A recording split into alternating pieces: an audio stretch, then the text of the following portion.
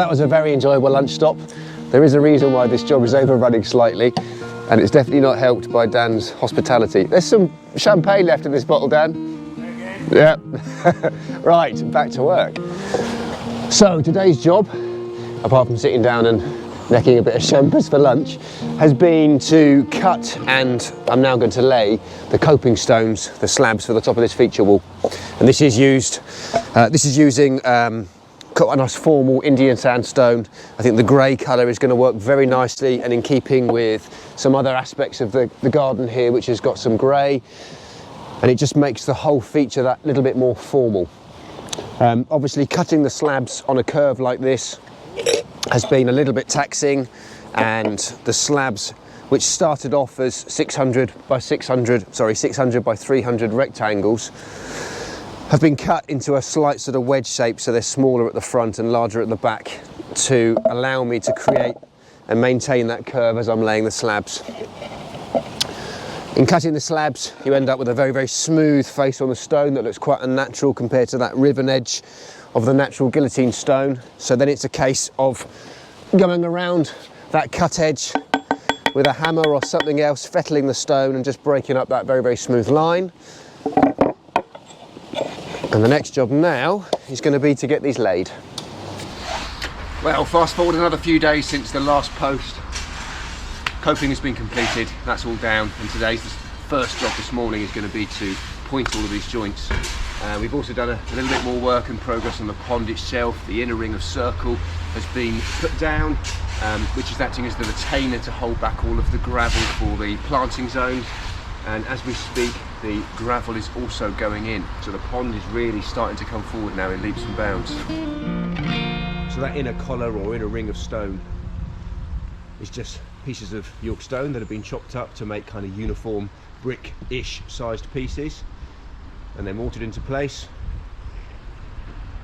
ensuring that there's a depth of kind of 4 to 6 inches of gravel. Now we're using the Gill Mill water-worn gravel here, which is a little bit more decorative than a shingle, and I think a slightly nicer colour. Now this is beautiful in itself, and if we weren't keeping koi in the pond, I would leave it as a 10mm dressing. But with large fish in the pond, even though the idea is that this is going to be very shallow and fish shouldn't be able to get access to it, if there were any issues with overflow blockages and the pond was to fill up higher than it should do, and fish were to get into this area, they'd be very quick to root around in this looking for food, making a mess and ultimately chucking a lot of this down into the deeper part of the pond where we don't want it.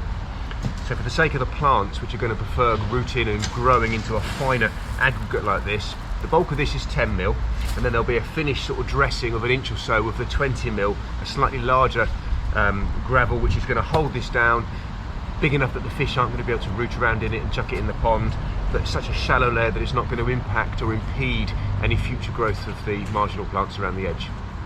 All of the lighting has been rigged up and wired up and has been working, and I have to say it puts a fantastic display in the evening. I'm looking forward to getting the camera out when it's dark later on tonight and showing you guys.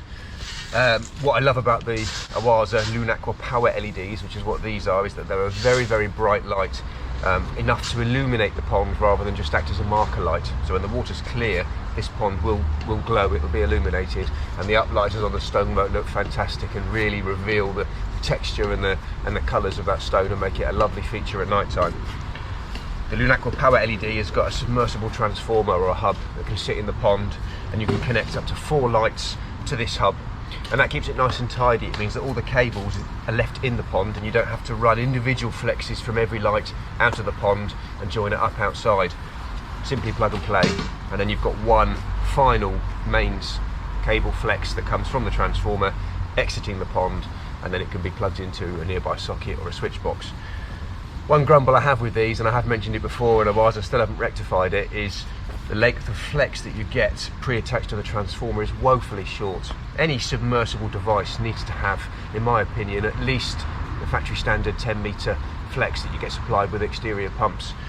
If I wanted to drop this down into the depth of the pond, and this is almost 5 feet deep, the edges are sloped, so to get from the bottom of the pond to outside of the pond requires a minimum of about 3 or 4 metres of cable, which uses up all of this, and that means that there's no flexibility to position this somewhere else in the pond to get the full benefit of the length of lights.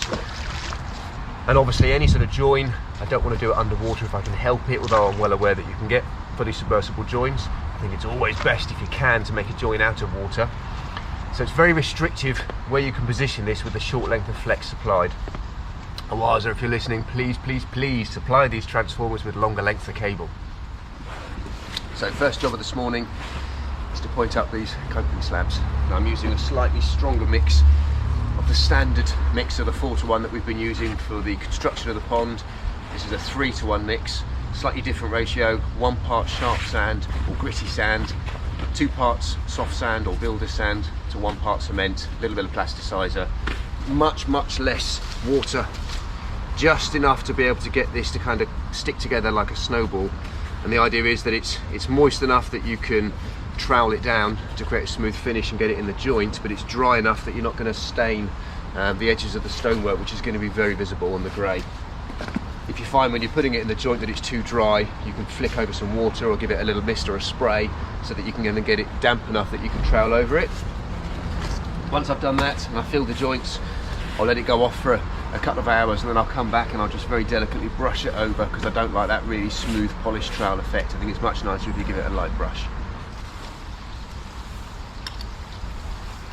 Get that in the joints, push it down. This will look very nice in an hour or so.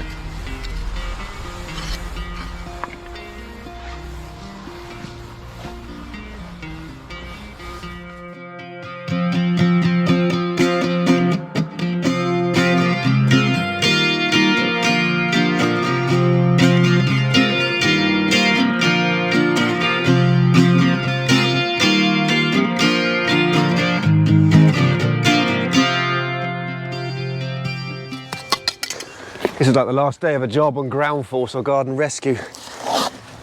Desperately trying to get the bulk of this done for today. There's an awful lot of little bits that still need doing.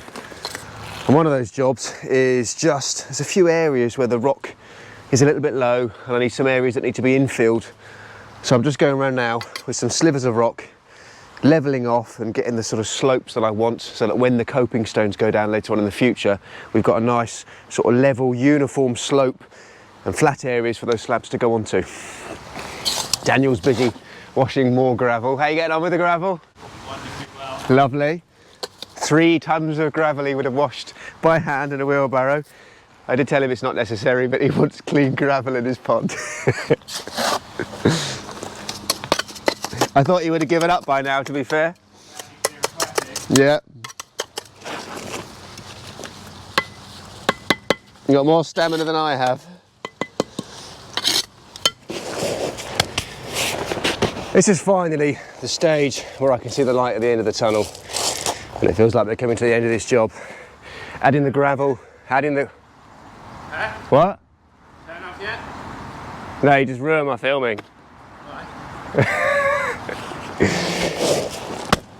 So, an exciting stage in this job, filling the pond up for almost the last time. It'll need a partial water change later on in the future, but for the time being we get the pond filled up. All of the gravels around in the marginal zones. I'm just going around adding a few little feature rocks that we've got left over, which look quite nice, scattered around in the gravel.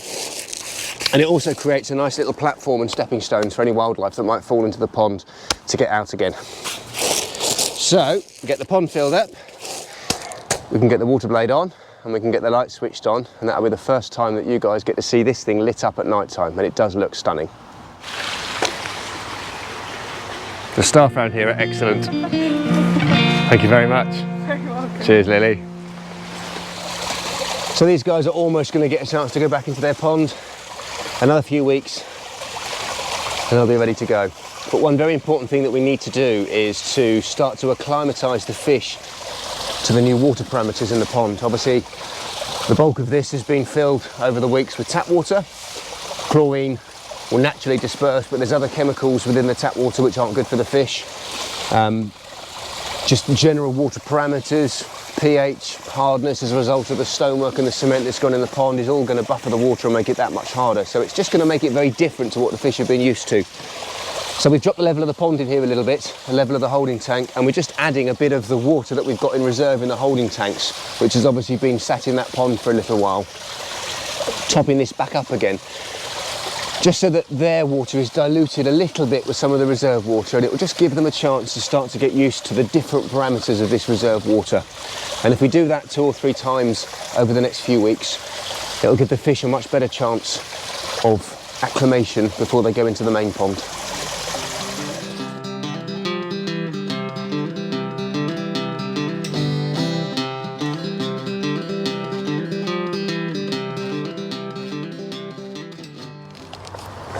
Bloody cold there. Rather you than me, and my leaky waders. So, a few token plants have gone in, just some of the stuff that was left over from Dan's original pond. Bit of a token gesture, but it's nice to see some greenery in here. So we've got some cyperus or papyrus. Now this stuff tends not to overwinter very well, and it should be brought in, but over the last few years in this pond it's been absolutely fine. So I think in this area it's obviously mild enough. We've not had cold enough winters for it to cause any problems. The lighting has come on with the timer which they're wired into, and we're in the process of just filling up the pond, and with a bit more water in we'll get that water blade switched on. But I'm just going to pass down the water lilies so they can go in the pond. One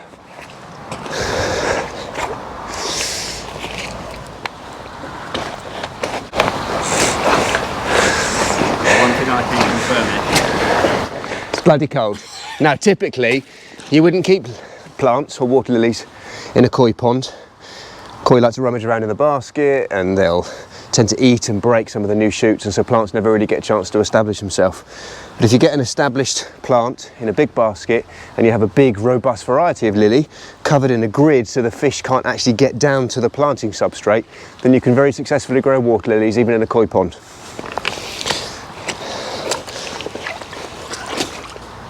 And also, whilst you're in there, can you have just a slight adjustment of that light? It seems to have moved slightly on the wall. Looks like he's aiming just a little bit too far to the left. Yeah. I noticed that yesterday actually. Well, there's a lot of crap on it. That's it. So this is where that really handy step that we put in comes into place. Look at that. You'd never get out of the pond without it. Mind my rocks. Don't get my cement wet. Thank you. Water's cold. Careful, Dan, you're starting to look like a pond man. My time of being a pond man is done. Does look lovely lit up at night time, doesn't it?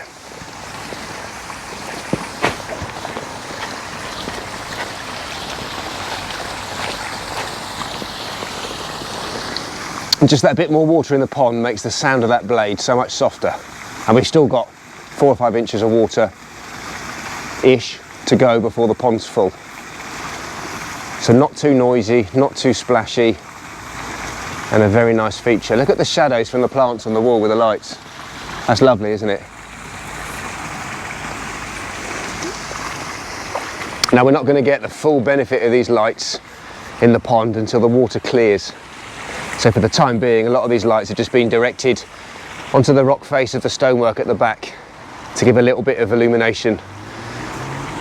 But when the pond's cleared, the final positions will probably reside on the inside collar of stone, all directing into the pond, so that the fish are illuminated in the evening and the surface of the pond glows.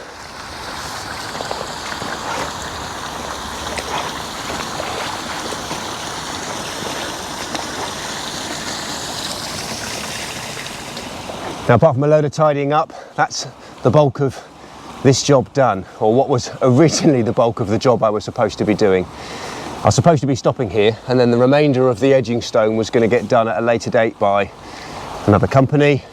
But I think as this job has progressed and Dan has been getting actively involved, he's quite keen to chip in, and I think it'll be a shame for us not to both complete this together. So in a few weeks' time I'll come back, we'll get the edging stone put in, and then it will really look like it's been completed. And the last job will then be landscaping, planting, the decking. These are all little jobs, additions that can be done in bits and pieces next season. So I think this is a good place to stop until we come back in a few weeks' time to do the edging stone. Thank you very much for watching. I'm Ed from Crystal Clear Aquatics. I'm Dan. Thank you very much for watching, and I'll see you in the next pond. I'll see you in this pond, but in a few weeks' time.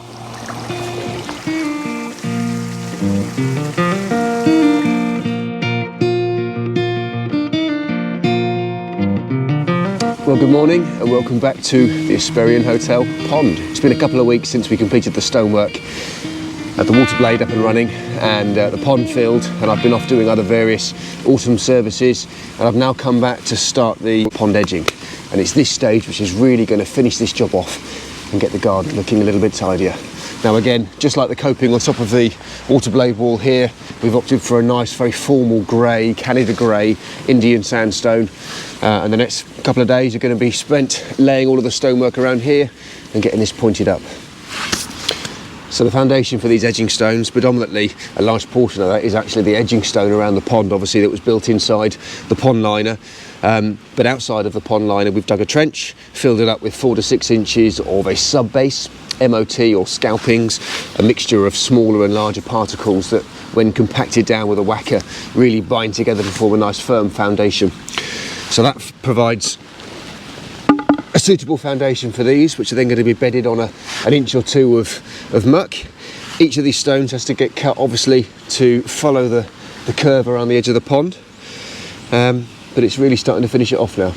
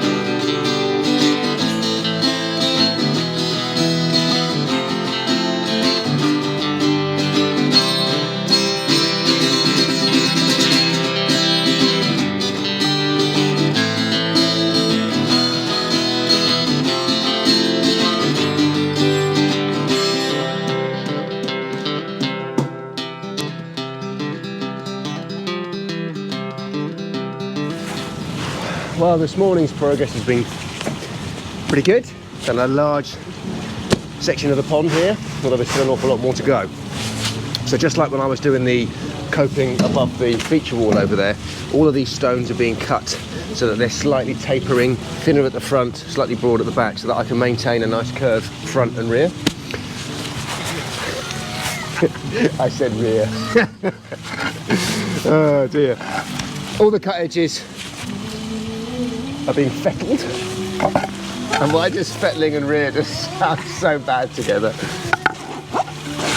All of the cut edges are being fettled, knocked about a little bit with a mallet, again just to get rid of that very smooth edge so that it ties in with the slightly more riven edge of the natural finishes.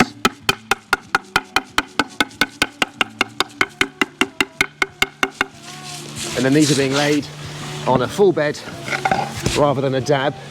I'll be going a 4-to-1 mix, 2 sharp, 2 soft, 1 cement, my essential sort of go-to mix, which is great for most things. And then when I point it, I'll do a slightly different mix. But it's really nice to finally get rid of this uneven edge and start to see a nice uniform level finish all around the pond. There we go.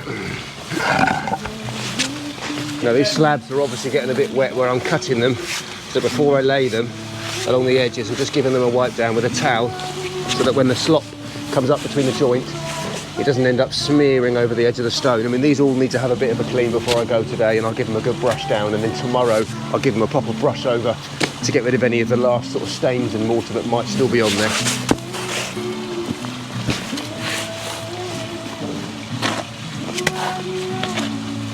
I'm using a slightly drier mix than normal because the general humidity in the air at this time of year, especially yesterday, it was quite damp. The sub base has still got a lot of moisture in it,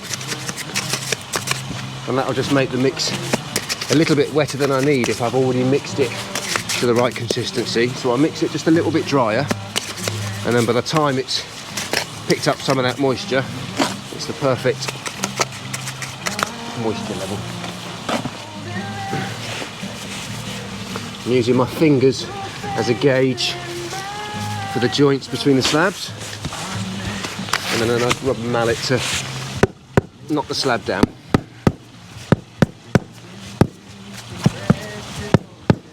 Now I've got a slight fall on this, falling away from the pond. As much as possible I want to try to prevent any sort of surface runoff from the surrounding area getting into the pond, so there's a very, very slight fall away from the pond edge. Almost not noticeable, well it's not really noticeable at all, but it's there. And the last thing I like to do is to just run my hands over the joint between the two slabs to feel if anything's proud, because it's very obvious if one slab is higher or lower just by touch. Good. There we go.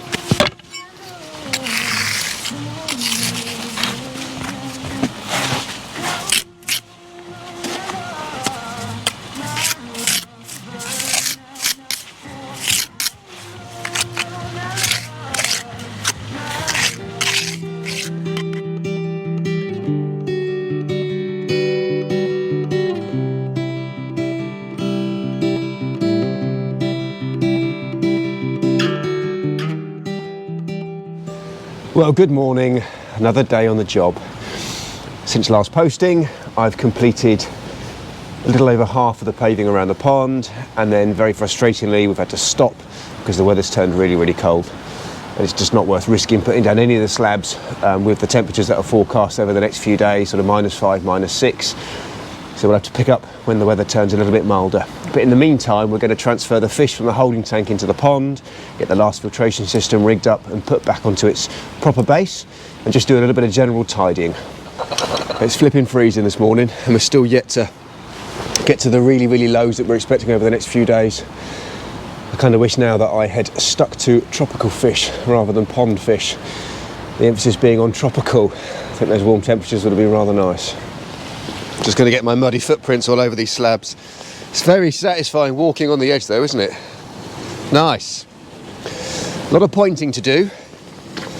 And this is going to be a very nice edge to the pond. Just the right colour, just enough formality to keep this looking a little bit more modern in this garden.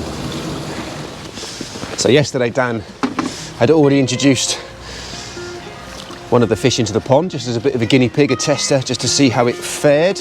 I've added a fish this morning as well, and all is looking good, so I'm just going to add a few more. There we go, easy as it goes.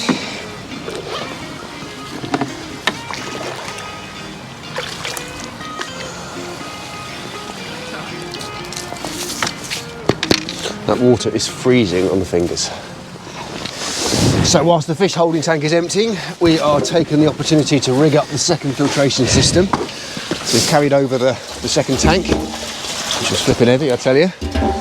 We're just positioning it for the first time on its plinth, which Daniel had built, and it looks excellent, doesn't it? Absolutely. Nice and level with the other one, all in line. Ready to run the discharge 4-inch outlet pipe from the outlet on the filter straight into the pipe, which is here ready and waiting. So Daniel's tackling that. I'm just rigging up the second UV system. So we've upgraded the second UV on this as well. Rather than the old Bitron 110 that was carried across in the original pond and equipment, we've also upgraded that to another Bitron Eco 240.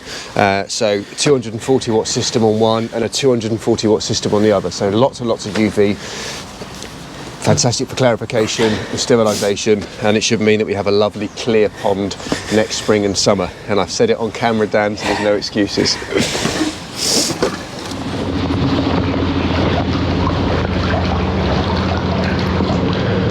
Ooh, let's have a quick look. Very nice.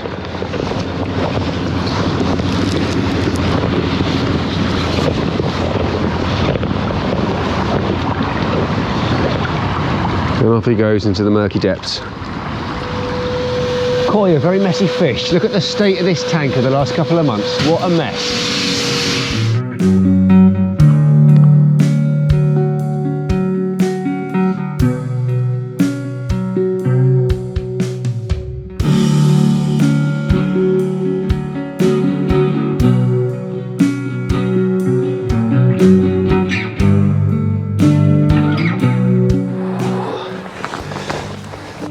Just have a little tidy. The garden's looking a little bit more respectable. Got one last job to do today. That's put a water lily in the pond, and then I'm done. But the fish seem to have transitioned so far quite nicely. There's not really any signs of them. They've gone down to the bottom. They're not leaping and sort of breaching the surface or swimming erratically, so that's always a really good sign.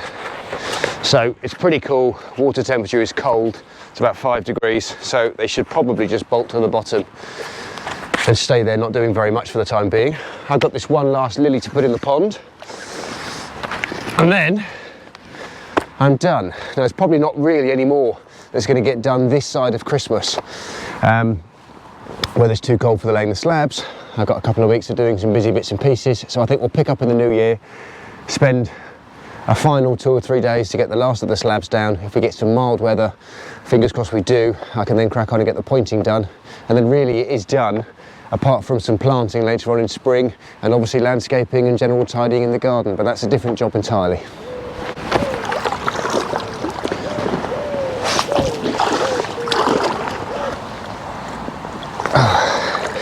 And once again, I'm very grateful that we had the foresight to put a step in when we did this. Otherwise, it would be very difficult getting in the pond.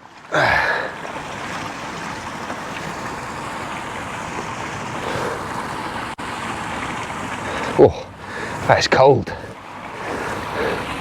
Very cold. Oh. There we go, that's in. Now I've got to get out again.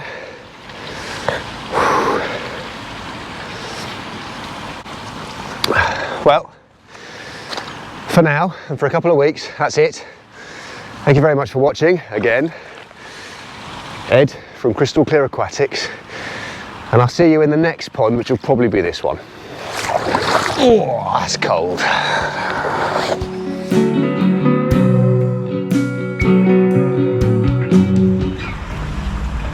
Well, the garden's starting to look a little bit more. Oh no. That's a satisfying job, that, isn't it? It stinks, doesn't it?